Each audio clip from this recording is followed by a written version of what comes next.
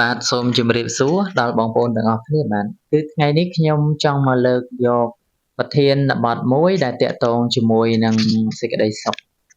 អញ្ចឹងខ្ញុំជឿថាបងប្អូនដែលជាអ្នកកាន់ព្រះពុទ្ធសាសនាក្តីឬមួយក៏បងប្អូនដែលមិនមែនជាអ្នកកាន់នៅព្រះពុទ្ធសាសនាសុទ្ធតែចង់បាននៅសេចក្តីសុខរៀងៗខ្លួនអញ្ចឹងបងប្អូនខ្លះខ្ញុំជឿថាបងប្អូនគាត់ធ្លាប់បានបន់ស្រន់ឬមួយក៏គាត់បានបួងសួងគ្រប់ពេលវេលាពីមុនមកដែលយើងមានជំនឿថាការបួងសួងឬមួយជាការបន់ស្រន់ហ្នឹងបាននៅសេចក្តីសុខតាមអ្វីដែលយើងចង់ប៉ុន្តែបងប្អូនត្រូវដឹងថាសេចក្តីសុខដែលបងប្អូនប្រាថ្នាឬមួយក៏សេចក្តីសុខដែលបងប្អូនបួងសួងនោះគឺជាសេចក្តីសុខមួយដែលបងប្អូនមើលអត់ឃើញទេបានន័យថាបើសិនជាបងប្អូនបួងសួងក្នុងពេលធ្វើសេចក្តីល្អណាមួយឧទាហរណ៍ថាទៅធ្វើបុណ្យឬមួយក៏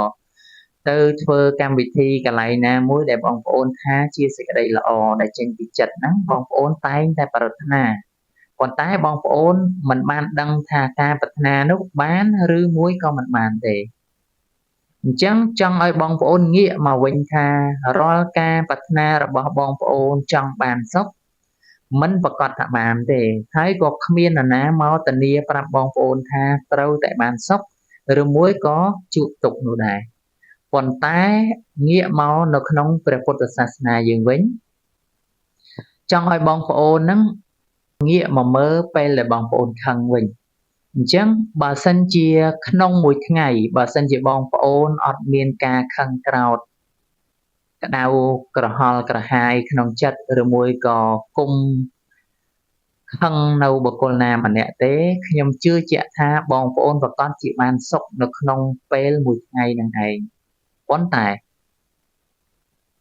បើសិនជាបងប្អូនមានសេចក្តីក្រោធមានការខឹងក្រោធឬមួយក៏ប៉ះទង្គិចខ្នក់ចិត្តពិបាកចិត្តទៅទាស់ចិត្តជាមួយនឹងអ្នកជុំវិញខ្លួនរបស់បងប្អូនខ្ញុំជឿថាសេចក្តីសុខរបស់បងប្អូននោះនឹងពុំមានជាដាច់ខាតបើសិនជាមានក៏បងប្អូន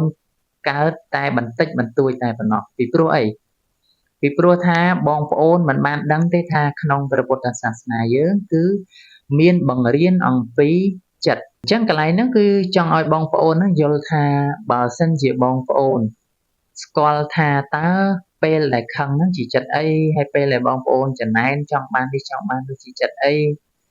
បងប្អូននឹងវាចាបានន័យថាបើសិនជាបងប្អូនស្គាល់ច្បាស់ថាតើកំឡុងពេលដែលបងប្អូនរស់នៅហ្នឹងកំពុងតែរស់នៅហ្នឹងចិត្តអីខឹងឬមួយក៏ទើសឬមួយក៏ទាស់ឬមួយក៏ទោសៈចិត្តឬមួយក៏លោភៈចិត្តខ្ញុំជឿជាក់ថាបងប្អូននឹងរៀនលះនៅអកុសលកន្លែងហ្នឹងដែលបងប្អូនអត់បានដឹងថារាល់ពេលដែលបងប្អូនខឹងគឺជាអកុសលចិត្តអញ្ចឹង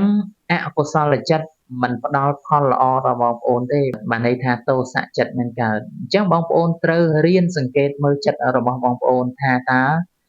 ក្នុងមួយថ្ងៃបើសិនជាបងប្អូនអត់បានខឹងទេតើបងប្អូនកើតទុក្ខអត់ឬមួយក៏ពិបាកអត់ឬមួយក៏ផ្ទះតែងពិបាកយ៉ាងណាអី